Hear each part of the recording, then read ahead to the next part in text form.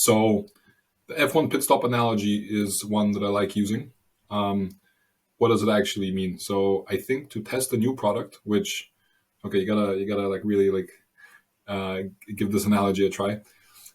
The new product is really the car, and it's the car and the race driver who are going to test out this product for the first lap ever. And obviously that's going to be the test launch, right? The moment it leaves the pit stop, that's the launch. But for the product to leave the pit stop, you need to have a few things sorted, right? You need to have your marketing prep sorted, right? You obviously need to know where to market the product. You need to, we'll go through all of that in a second, but obviously you need to decide, okay, I'm going to try TikTok, I'm going to try TikTok organic, I'm going to try TikTok paid, I'm going to do Facebook, I'm going to do Google, I'm going to do organic, I'm going to do email, I'm going to do affiliate. All those are valid options, and any combination of those are valid options. But obviously you need to decide. You need to decide your budget, your stop loss, how much money are you willing to spend, leading us to the finances. You obviously need some sort of capital up front. I talk about very soon the numbers I usually like to assume when running such tests. If you make your first sales, I wish you the best of luck. Then you need to sort out your logistics. You need to actually ship out your product. You obviously need a product page. Should have started with that maybe. You obviously need a product page. You need your first content. You need your first creatives. And again, it can be as little as a few images that you take on your iPhone from the product, right? I really wouldn't encourage you to take other content and like steal other content, essentially. I know a lot of people do it when testing products, especially for dropshipping. I think it's just easier, to be honest, that you won't run into any copyright issues, even with like Facebook ads. It's obviously a huge topic.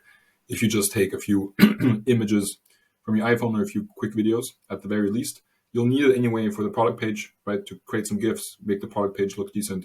And then obviously you need it to run your first marketing campaigns. Again, not that much if it's paid. If it's organic, you anyway need like, boatloads of content. You need your customer service up in place, right? Obviously the first customers are going to be asking questions. And then those are kind of like the 6 pillars that I really work with.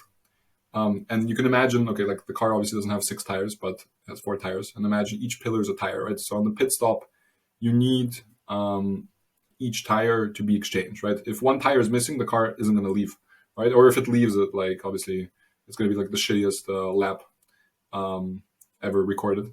So I think that's I really like this analogy because you need to have everything in place, right? You need to have a clean pit stop to launch a product truly, right? And be confident that this launch wasn't like a false launch, right? Where you might have been successful, but because you kind of fucked up your marketing prep or whatever it was, right? That it didn't work out just because of that, right?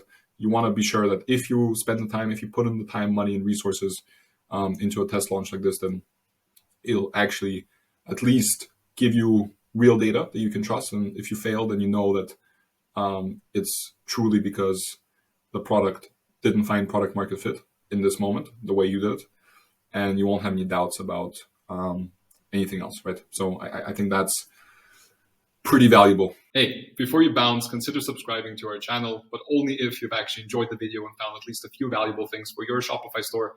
Also, check out our free Shopify app, Trackidex. We have a link in the description below. We're developing new features literally every day, and we're also excited to actually hear your feedback on some of the next features we should develop.